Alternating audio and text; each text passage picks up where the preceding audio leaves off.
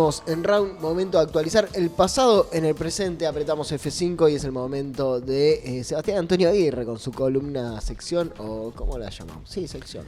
Momento. Sección, momento. Me gusta lo de momento, guarda, Más... me gusta lo de momento. El momento. Menos solemne, ¿no? Sí. Además, como que no la tirás y no promete nada y después decís, qué momento pasé. Mirá, un momentito. No No, esperaba no nada de este Momentazo, momento. momentazo. Yo sí espero, un Bien. montón. Después de la apertura que tuvimos, espero un montón de este momento. Vamos, Sebastián. Bien, lo dijimos en el comienzo del programa, decíamos que hay un indicio de que el futuro se terminó, de que se viene el fin del futuro. Porque la ciencia ficción ya no imagina, si la tiré así como, ya no imagina utopías. ¿Qué pasaba con esto? Si ustedes recuerdan, en algún momento, todas las series, libros, cómics, películas, hablaban del futuro como algo idealizado, como algo utópico, en donde todo descubrimiento tecnológico futurista aparecía para mejorarnos la vida de alguna forma, ¿no? Sí. Esto de que hablábamos hace un par de programas de los supersónicos, y me acordé de eso el otro día, Sí. de esa apertura que la volví a ver, y cómo todos los inventos que estaban dentro del dibujito nos facilitaban la vida. De un tiempo a esta parte, toda esa proyección del futuro cambió, y ahora el futuro que vemos, ¿cómo es? Es distópico. Pasó a ser utópico a distópico. Toda la ciencia ficción empezó, claro, a imaginar el futuro como está Algo terrible, apocalíptico, está todo claro. mal. Exactamente, las sociedades que nos plantean... Se nos fue de las manos. Fin de la humanidad. Fin de la humanidad, sociedades totalmente destruidas, planeta en pedazos, grandes corporaciones y pocas que se apoderan de los recursos naturales para comercializarlos, venderlos o directamente tener a los pocos humanos que quedan sumidos en ese poder. La interacción IA o robots, entre comillas, y los seres humanos. Como Eso nos prometía viajes en el tiempo, nos prometía autos voladores, nos prometía que la inteligencia artificial iba a venir para ayudarnos y guiarnos en la educación incluso, y ahora funciona como vigilancia dentro de las películas. Bueno, todos esos indicios de a poquito se fueron sumando a lo que tiene que ver con la ciencia ficción en todas las artes, ¿no? Tanto en la literatura como en las películas, en las series. Hay un montón de series que están saliendo día a día que tienen que ver justamente con esto. Y hoy las historias miran al futuro, pero con una mirada más distópica, una mirada más apocalíptica. Entonces la pregunta es, ¿cuándo dejamos de imaginar el mañana como un lugar de progreso y empezamos a verlo solo como un lugar de desastre inevitable? ¿Cuándo pasó esto? ¿Ustedes recuerdan cuándo fue una peli que dijeron, che, acá algo empezó a pasar? No sé cuál es el punto bisagra, pero pienso 2000. en las películas de los... No, pienso en las de niño, Robocop, Terminator, Matrix, sin duda. Matrix fue un gran puntapié para fines de los 90 para empezar a entender cómo el nuevo escenario... o cómo se tejía este nuevo escenario en el cine, ¿no? En el séptimo arte. Pero vos vas a decir, ¿fue esta película? Yo no voy a decir cuál es porque en realidad hay un montón de películas. Sí les voy a decir que con el pasar del tiempo, grandes escritores, grandes autores que han estado detrás de estas premisas futuristas han ido mostrándonos un futuro que era distinto, y nosotros lo fuimos ayornando a lo que es más parecido. Porque también hablábamos hoy que este futuro que nosotros dibujamos es el futuro en el que hoy estamos en realidad viviendo el presente, ¿no? Entonces, de alguna forma, lo que está pasando no tiene mucho que ver con ese futuro que nos pintaban. Sí vamos a marcar algunas tendencias de por qué puede haber ido pasando, pero son teorías también.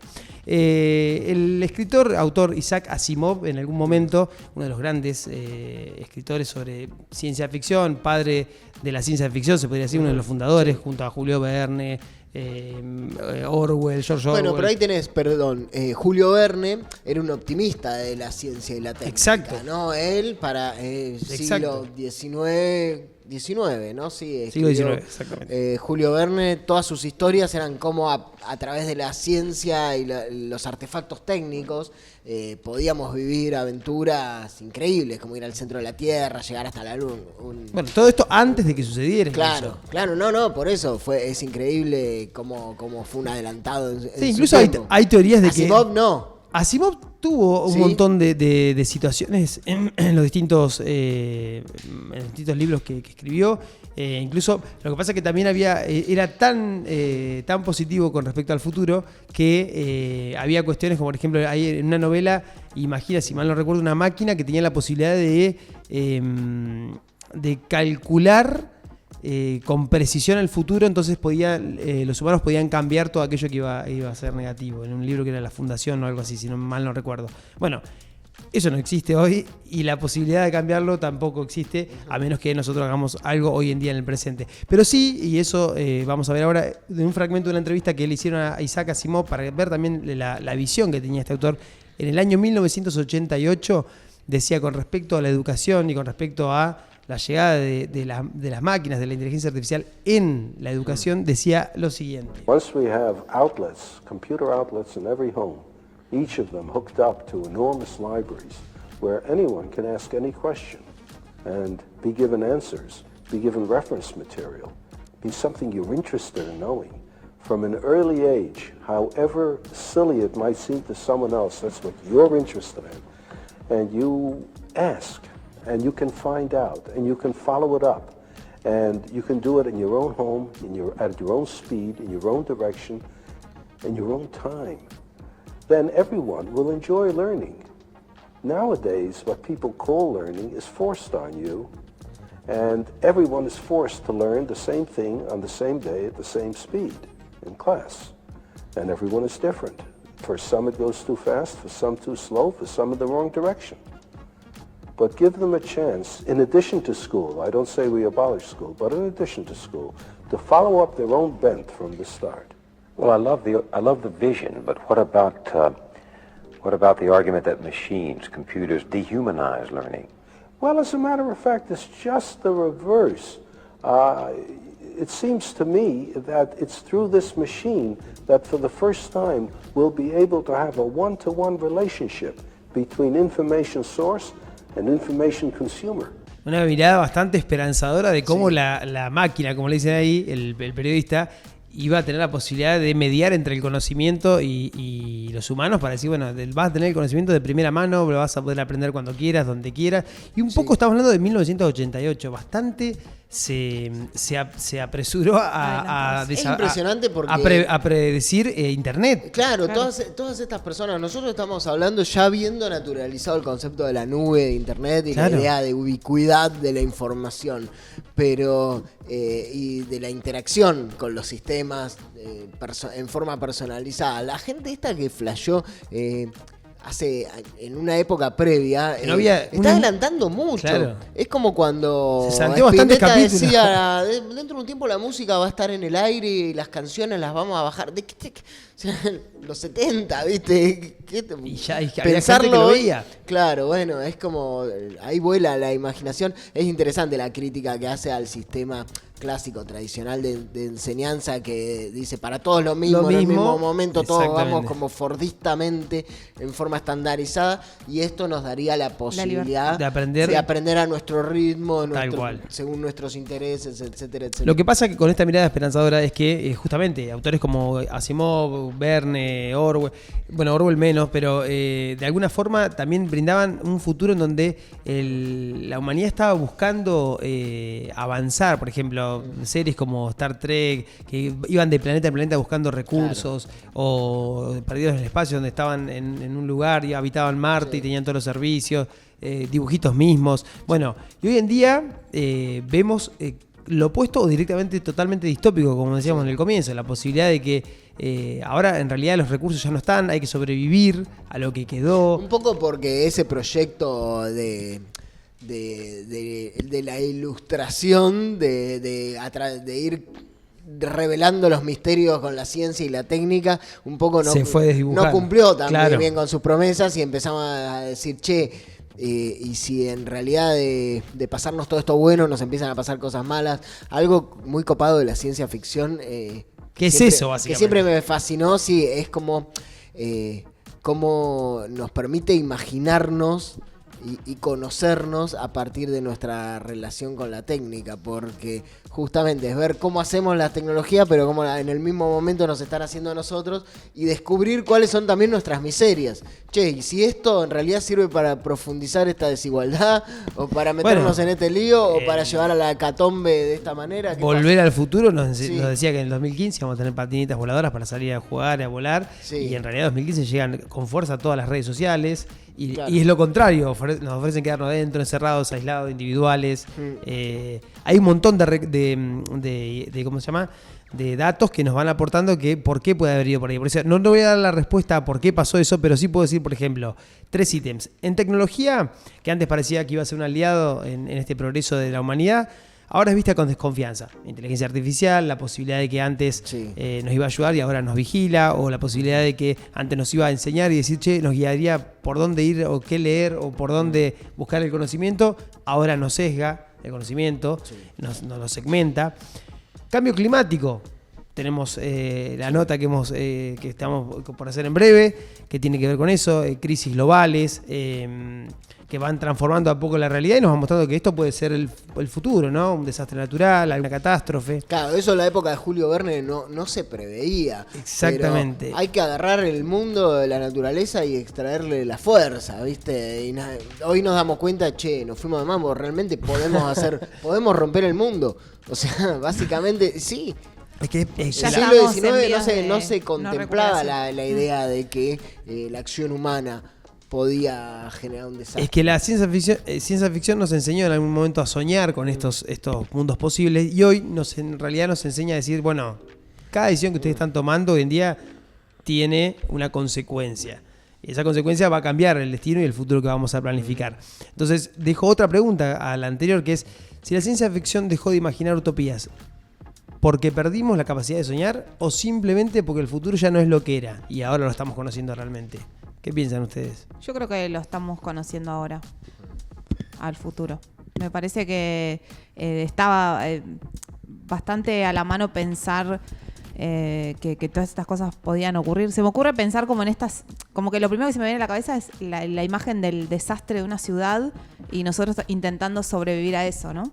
Me parece que va por ahí. Sí, que va por ahí, que no medimos las consecuencias del accionar humano, pero estaba incluso previsto, o sea, científicos y gente que investiga lo predijo hace muchos años, sin embargo, bueno, acá estamos.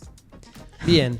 ¿En qué? O sea, la invitación es a ver por qué nos volvimos pesimistas respecto a la sociedad que puede surgir de la relación con la nueva tecnología. O directamente sin tecnología, directamente con los recursos naturales. Sí. ¿Qué nos pasó en ese camino a los supersónicos y nos fuimos a The Walking No, Dead, pero, The Last of Us? Claro, bueno, estoy pensando, en los supersónicos había como un optimismo de esa sociedad, ¿no? Es la sociedad de los 50. Ahí estamos viendo la apertura de Supersónicos, ¿no? ¿Es esa? Sí. Era muy buena. Era muy buena. Era la sociedad capitalista estadounidense, ¿no? El sueño americano, ahí sale el hombre. No sé si era muy buena, ahora que lo estoy viendo. Sale el hombre al trabajo, va despachando a todos, el que trabaja es el hombre, la mujer está en la casa, etcétera, etcétera. Pero lo mismo situado en el futuro. Hoy en día tenemos como una visión. Nos quedamos todos con la por apertura. eso, ¿no? Me quedé viendo. Después la veremos. Podemos ver los picapiedras también desde la próxima. No, me quedé viendo. No sé en qué momento. Para mí tiene que ver con cómo estamos nosotros respecto a la vida y a la sociedad. Yo creo que estamos viviendo con miedo y con incertidumbre en todos los campos. Digo, cuando... ¿Puedo flashearla? Olvídate. ¿Puedo flashearla? Cuando hablamos de la posmodernidad y el quiebre de los relatos y todo esto de ya no creemos con toda la certeza que creíamos y con toda la fe ciega en las cosas y las narrativas que armaron esta sociedad moderna capitalista, estamos un poco, entre comillas, asustados y un poco angustiados o bastante angustiados. No nos contienen mucho los relatos y la sensación que tenemos todo el tiempo es que nos la vamos a mandar. Che, esto se nos va a ir de las manos. Esto, estamos como bolas sin manija. Entonces, también viene una técnica y esto se mete en alguien, nadie lo controla. No hay un control, no hay un centro. También está esa idea de pérdida de credibilidad. De los límites. Coincido, pero también es cierto que la realidad nos ha ido mostrando minuto a minuto un montón de cuestiones que no teníamos en cuenta. Hoy hablábamos de que hoy se cumplen 5 años de la pandemia y no teníamos en cuenta situaciones que nos empezaron a pasar y que ya no estaban tan buenas como el futuro que nos marcaban las series, sino que esto está yendo para otro lado. Si no lo cuidamos, el planeta se va a seguir cayendo a Pero pedazos. esta sensación- Calentamiento global. Esta sensación de viene el calentamiento global y no hay un acuerdo político que lo contenga. Es como que sálvese quien pueda. Vino la pandemia y se nos fue de las manos. Ahora aparece GPT y...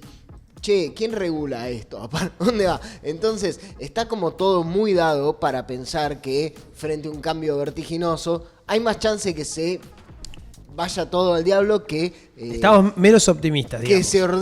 que se ordene y sirva funcionalmente un objetivo. Porque no sabemos muy bien cuáles son los objetivos y quiénes son los No que están los planteados, definen. claro. Claro. Es más bien un sálvese quien pueda. Es Entonces, que saber quién los define también es parte de este futuro posapocalíptico en el cual... es como una fiesta descontrolada donde vos decís, tomen, acá les dejo más cerveza, manéjense. ¿Y de ¿viste? quién es la fiesta? No Decís, importa, claro. vos metele. Che, pero esto puede terminar mal. Bueno, no importa. Bien, los voy a dejar pensando con eso.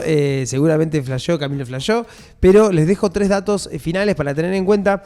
Por ejemplo, dato 1, con respecto al predominio de la distopia en el cine, es que según un informe de Numbers, una página especializada en cine y series, en 2023 el 78% de las películas de ciencia ficción estrenadas en Hollywood presentaron futuros distópicos o posapocalípticos.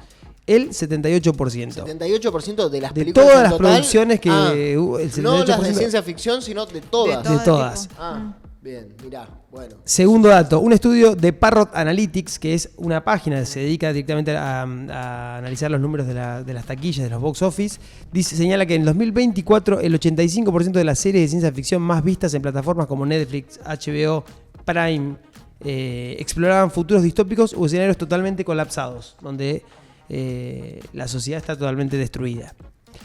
Y un análisis de la Universidad de California publicado en Psychological Science, en la revista, encontró que durante periodos de incertidumbre global como la pandemia de 2020, el consumo de películas y series distópicas aumentó en un 32%.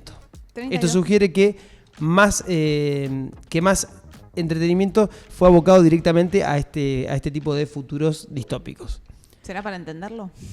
Hecho para entenderlo. No, ¿Cuántas series han el visto funcionamiento últimamente? de la mente, ¿no? Como es que...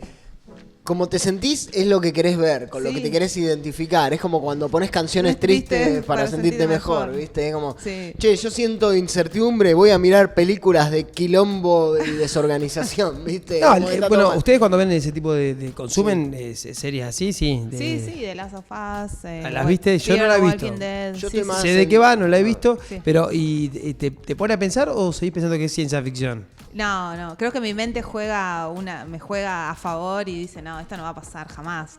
¿Por qué vería zombies caminando afuera de casa? Pero no sabemos. Bien, bueno, el lunes me contás. Bueno, gente, hasta acá entonces F5. Muy bueno.